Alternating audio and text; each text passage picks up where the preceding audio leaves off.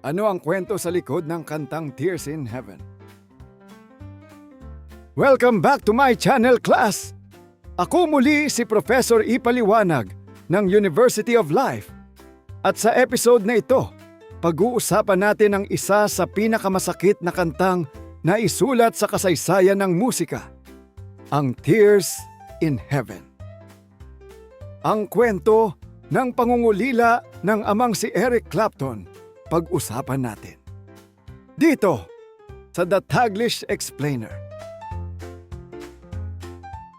Ang topic na ito ay mula kay Melody Memories. Salamat sa suggestion mo at shoutout sa lahat ng mga estudyante nating mahilig sa classic songs. Class!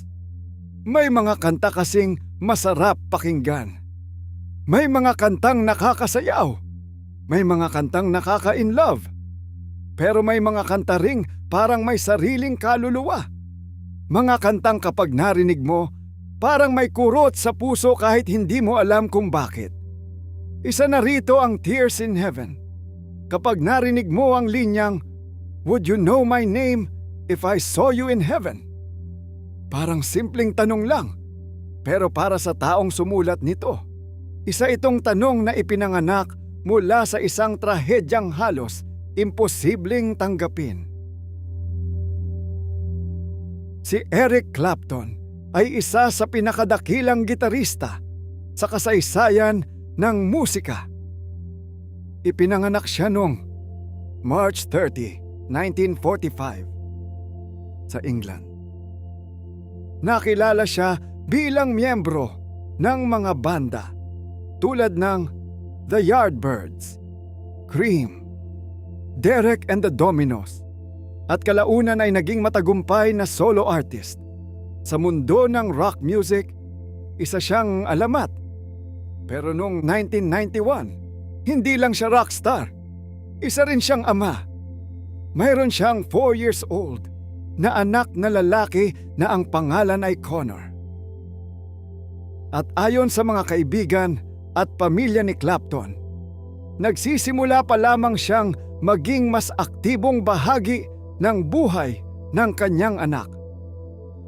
Matapos ang maraming taon ng pakikipaglaban sa addiction at personal na problema, tila nakikita niya ang bagong direksyon ng kanyang buhay.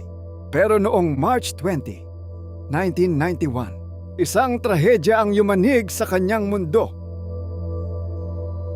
Sa isang apartment building sa New York City, aksidenteng nahulog si Connor mula sa bukas na bintana sa 53rd floor.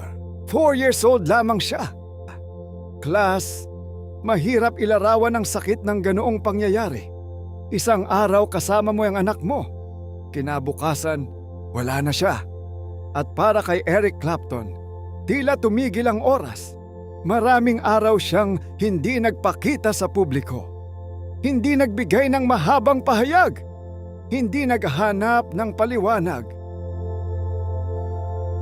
Noong 1991, nakipagtulungan si Clapton sa songwriter na si Will Jennings upang likhain ang Tears in Heaven. Sa katunayan, nag-alangan pa raw si Jennings noong una. Pakiramdam niya ay napaka-personal ng kwento, pero iginiit ni Clapton na isulat nila ito. Hindi para gumawa ng hit song, hindi para sumikat, kundi para mabuhay. Para makahanap ng paraan upang harapin ang kanyang pagdadalamhati. At doon, isinilang ang isa sa pinakasikat at pinakamasakit na kanta sa modernong musika. Would you know my name?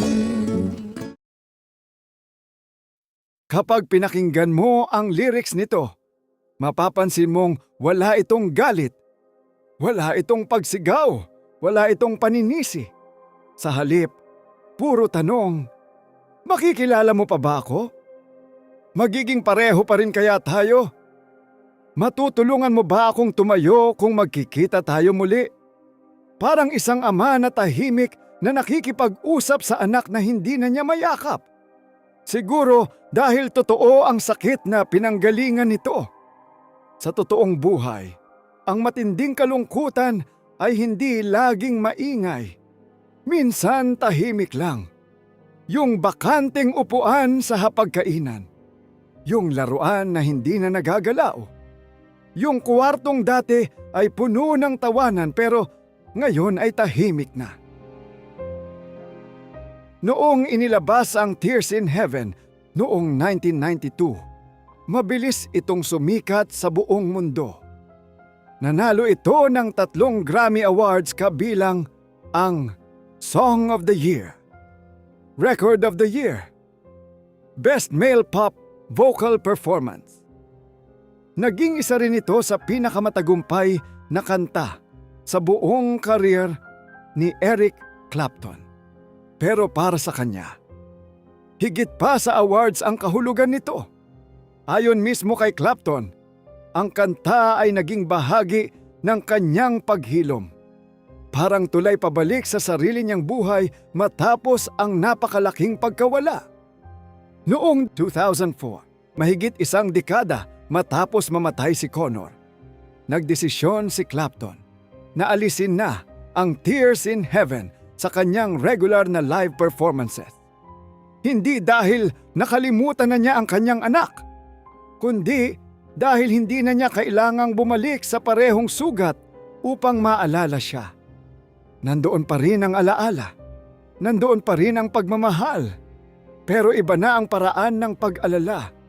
Mas tahimik, mas payapa.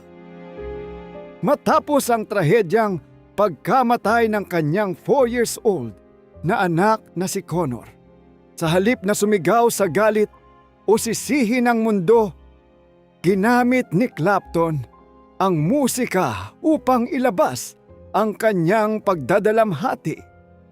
Naging isa ito sa pinakamatagumpay at pinakaminamahal na kanta sa kasaysayan dahil sa tapat at tahimik nitong paglalarawan ng pagkawala, pagmamahal at pag-asa.